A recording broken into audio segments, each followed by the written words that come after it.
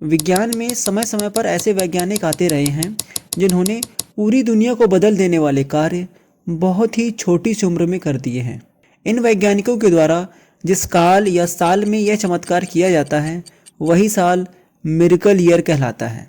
Miracle यानी जादुई। भौतिक विज्ञान में ऐसे ही दो मिरेकल ईयर आए हैं।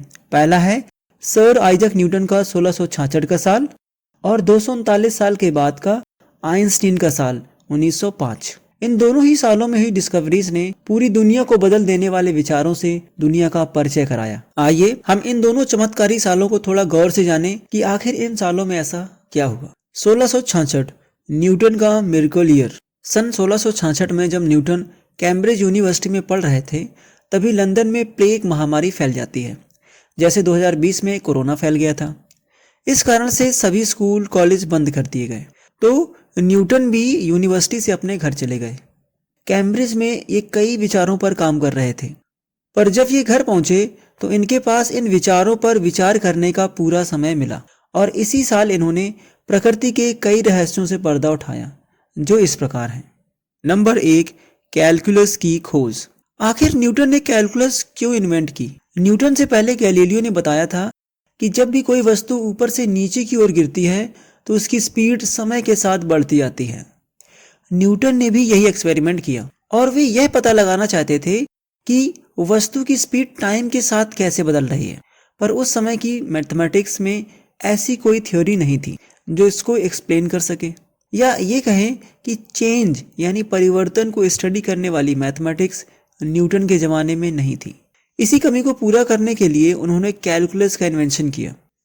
इनकी इस मैथमेटिक्स ऑफ चेंज ने पृथ्वी की ओर गिरती हुई वस्तुओं और ग्रहों की ऑर्बिट को समझाने में बहुत मदद की, जिससे अल्टीमेटली थ्योरी ऑफ ग्रेविटेशन का विकास हुआ। आज साइंस की ऐसी कोई ब्रांच नहीं है जो बिना कैलकुलस के एग्जिस्ट कर सके। वैसे इसी जमाने में लेबनीज ने भी कैलकुलस को खुद से खोज निकाला था, इसीलिए न्यूटन और लेबनीज के बीच इसके क्रेडिट को लेकर लड़ाई होती रही। Number 2, law of universal gravitation, गुरुत्वाकर्षण का सार्वत्रिक नियतांक। न्यूटन ने अपनी न्यू इन्वेंटेड कैलकुलस और केपलर के प्लैनेटरी लॉज की मदद से इस कंक्लूजन पर पहुंचे कि जो बल पृथ्वी पर इंसानों को बांधे रखता है वही बल सूर्य के चारों ओर प्लैनेट्स को और पृथ्वी के चारों ओर चंद्रमा को बांधे रखता है। अर्थात इन्होंने पृथ्वी और स्वर्ग को एक ही सूत्र में बांध दिया था।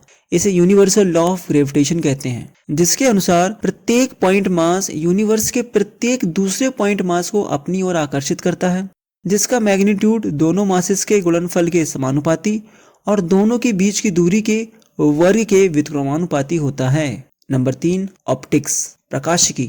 न्यूटन ने प्रकाश और प्रिज्म के साथ प्रयोग किए और वे इस निष्कर्ष पर पहुंचे कि श्वेत प्रकाश कई रंगों से मिलकर बना है, जिसको इन्होंने प्रिज्म की सहायता से 7 रंगों में बांटकर भी दिखाया और पुनः इन रंगों को दूसरे प्रिज्म से गुजारकर श्वेत प्रकाश प्राप्त करके दिखाया। नंबर 4, गति के नियम। न्यूटन जिस वजह से पूरी दुनिया में जाने जाते हैं वे हैं उनके गति के 3 नियम, जो इन्होंने इसी साल कंप्लीट किए थे। यह नियम वस्तुओं की गति और उन पर लगने वाले बलों के बीच संबंध को बताते हैं। यह 3 नियम इस प्रकार हैं। प्रथम नियम, लॉ ऑफ इनर्शिया। इस नियम के अनुसार प्रत्येक वस्तु अपनी अवस्था परिवर्तन का विरोध करती है और अवस्था परिवर्तन के लिए हमें बाहरी कारकों की जरूरत पड़ती है। Number 2, law of force. यह नियम बल की परिभाषा देता है। इसके अनुसार किसी m द्रव्यमान की वस्तु में F बल लगाने से वह a त्वरण से गति करने लगता है, यानी कि F = ma। और नंबर 3 है law of action and reaction, क्रिया प्रतिक्रिया का नियम। इसके अनुसार जब एक वस्तु किसी दूसरी वस्तु पर बल लगाती है तो वह वस्तु भी उतना ही बल विपरीत दिशा में पहली वस्तु पर लगाती है।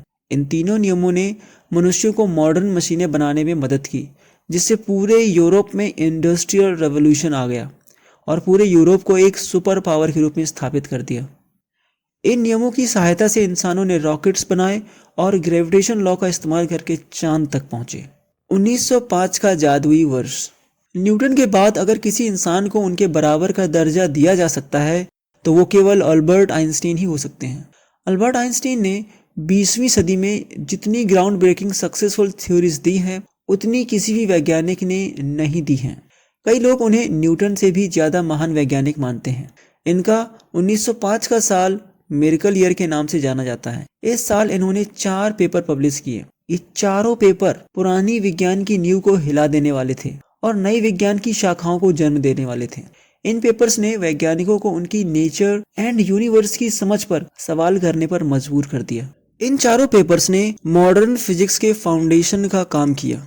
इसीलिए अल्बर्ट आइंस्टीन को फादर ऑफ मॉडर्न साइंस भी कहा जाता है। पहला पेपर, फोटो इलेक्ट्रिक इफेक्ट। इन्होंने पहला पेपर फोटो इलेक्ट्रिक इफेक्ट पर पब्लिश किया। जब किसी मेटल पर हाई फ्रीक्वेंसी लाइट डालते हैं तो इसकी सतह से इलेक्ट्रॉन निकलने लगते हैं। इस प्रभाव को फोटो इलेक्ट्रिक इफेक्ट कहा जाता है, जिसमें इन्होंने लाइट को क्वांटा यानी पार्टिकल माना था। इस पेपर ने क्वांटम मैकेनिक्स की नींव डाली और लाइट के पार्टिकल नेचर का सबूत दिया, जिसने लाइट के पार्टिकल वर्सेस वेव नेचर की लड़ाई को एक नया नजरिया देने का काम किया और आगे चलकर वेव पार्टिकल डुअलिटी का कंसेप्ट विकसित हुआ। Second paper, Brownian motion. इस पेपर ने एटम्स के एग्जिस्टेंस पर ठप्पा लगा दिया, जिसने हजारों सालों से चली आ रही एटॉमिक वर्सेस कॉन्टिन्यूअस मैटर की डिबेट को खत्म करने का काम किया। Number 3, special theory of relativity. इस साल का तीसरा पेपर था स्पेशल थ्योरी ऑफ रिलेटिविटी, जिसमें इन्होंने स्पीड की लाइट को कांस्टेंट माना और इसका प्रयोग करके लॉरेंस ट्रांसफॉर्मेशन को डिराइव किया, जिसके अनुसार स्पेस और टाइम दोनों ही स्ट्रेच और श्रिंक किए जा सकते हैं।